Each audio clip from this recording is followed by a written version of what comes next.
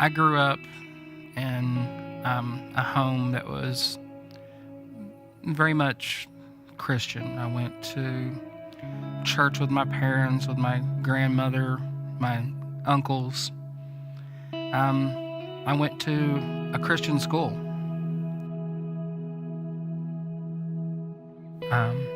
But during this time, starting when I was 5, my mother started a pattern of severe depression and suicide attempts.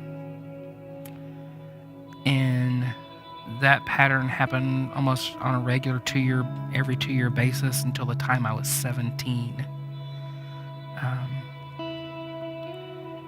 And it was a place of being very powerless, especially when I had great aunts and a grandmother that threw the words at me of that it's your fault your mother's this way, you've driven her to it. And that hurts a kid, Yeah. Even though I grew up in the church, went to a Christian school, you still feel powerless when your mother's doing those things. And that's the reason I sought out power somewhere else. But at 16, I completely rejected everything to do with Christianity and became a practicing Satanist. And most people would think, practicing Satanist, doesn't mix with growing up Christian. I can tell you that the draw was there because of the lack of power I had in my home life, and that gave me the illusion of power. I practiced Satanism from 16 until about 21, 22 years old. I left practicing Satanism when people within the structure asked me to kill another person. And I chose not to do that and left.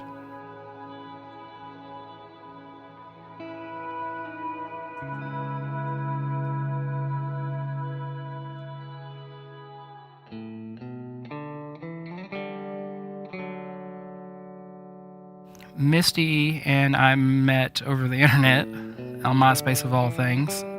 That was, almost 8 years ago now.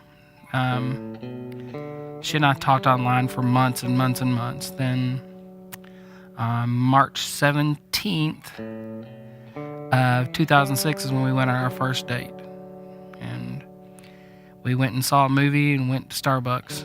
And I try every year to remember to get her the same drink, which was a vanilla toffee nut frappuccino, every year.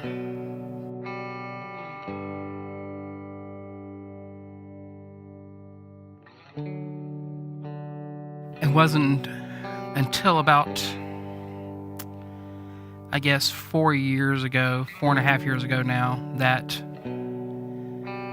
I really began to see Jesus in a different kind of light. When my son was born, he was born with a condition called persistent pulmonary hypertension of a newborn, which means that his lungs did not want to function in normal air. His pediatrician,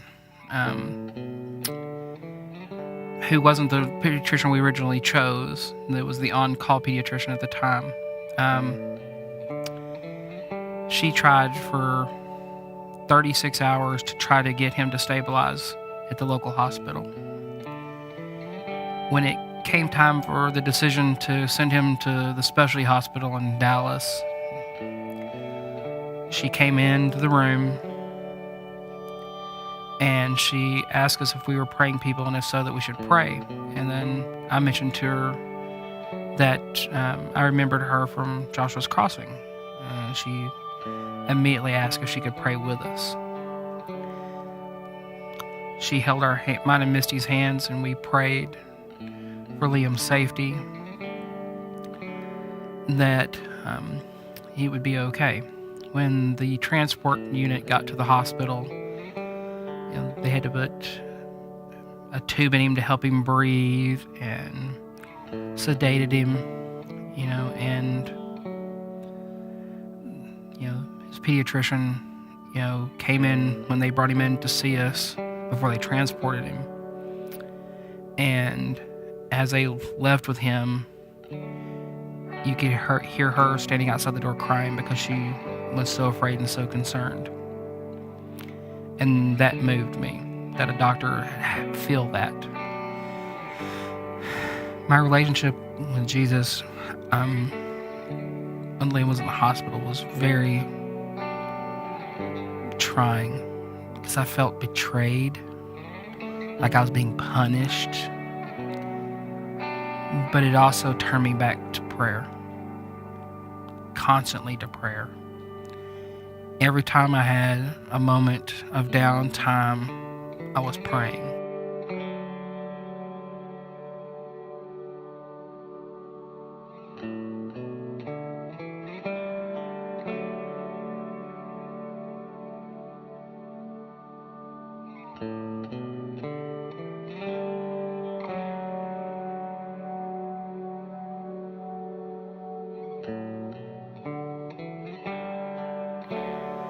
It took 3 years after he was born for me to come walking back in the doors at Joshua's Crossing and confronting the pastor of this church with some very controversial issues. And the words he said to me that day are what made me come to understand Jesus in a new way.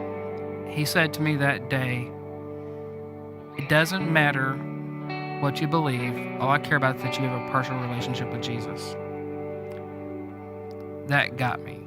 No pastor or anyone had ever said that to me. From that time, on that Sunday morning, I've been back in church. It took 8 months for me after that, to fully surrender. Being part of this family here, and seeing people actually love everybody that comes in the door, it really makes a difference. Before I started serving with the youth here, I was still kind of fighting serving. I sat for months in the lobby on Wednesday nights when my wife was working in the Joshua's closet, just trying to ignore the fact that these teenagers were walking past me every Wednesday night. And one Sunday morning, the pastor goes, "Hey, the youth ministry needs adult male leaders." And something just grabbed me, had to have been the Holy Spirit that just grabbed me and said, it's your time. You do it. And I told, I was on the way home with my wife that day, and just as I was about ready to say something to her, she goes, "Hey, why don't you do this?" And I'm like, I was just getting ready to say that. I gave up myself and became a youth leader and a college leader. And Jesus has revealed himself to me time and time again that he has me and my family in the right place at Joshua's Crossing.